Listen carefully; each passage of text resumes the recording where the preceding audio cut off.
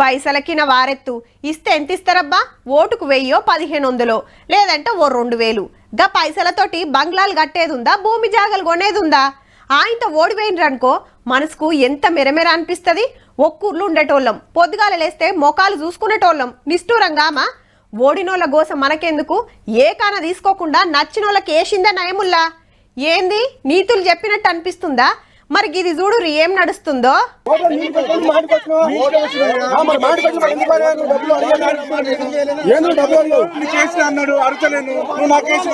మంచిగా చూడండి, పెన్మిటి చేతుల దేవుళ్ళ ఫోటో, భార్య చేతుల పురుగుల డబ్బా. ఎలక్షన్ ముందుకు ఎట్లయితే ఇల్లు తిరిగి పైసలు వంచిరో, ఓడిపోయినాక మళ్ళా గట్లనే తిరుగుకుంటా పైసలు వాపస్ అడుగుతున్నారు.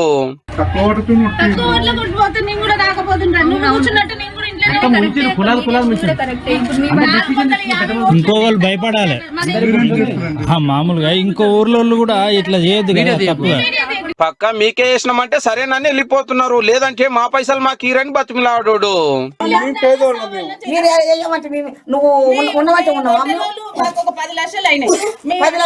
నేను మాకొక్కనికైతే 10 లక్షలు. నల్గొండ జిల్లా ఔరవాణిలా సర్పంచ్ పదవికి పోటీ చేసి 10 లక్షల దాకా ఖర్చు పెట్టిండట కాక. కానీ కాంగ్రెస్ హిమ్మతి ఇచ్చిన మనిషి గెలిచిండు, బీఆర్ఎస్ సపోర్ట్ ఉన్న ఈయన ఓడిపోయిండు. అది కూడా 448 ఓట్ల తేడాతోటి. లే మా సొమ్ము తీసుకున్నారు, మమ్మల్ని నోడగొట్టినండి. ఇద్దరు ఆల్మగలు వసూళ్ళకి వస్తే మనిషికో దిక్కు తిట్టోడు.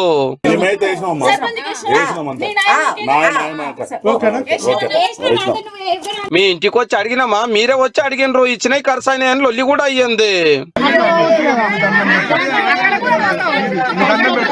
అయ్యో పాపం అనిపించిన వాళ్ళు మేము వేయలేదని నియతుకున్న వాళ్ళు వాపస్ ఇచ్చిర్రు కూడా.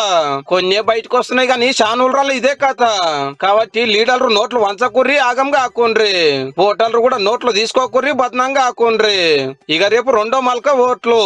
3911 సర్పంచ్ పదవులకు 13,000 మంది, 29,000 వార్డులకు 78,000 మంది పోటీలు ఉన్నారు. 415 ఊళ్ళు ముందే ఏకగ్రీవం అయినాయి. 57 లక్షల మంది ఏళ్ళకి ఇంకంటించడానికి పనులు జగబెడుతున్నారు. బ్యాలెట్ పేపర్లు, బాక్సులు, ఇంకు బుర్లు ఇట్లా 11 పట్టుకొని ఊళ్ళకి చేరిరు ఆఫీసర్లు.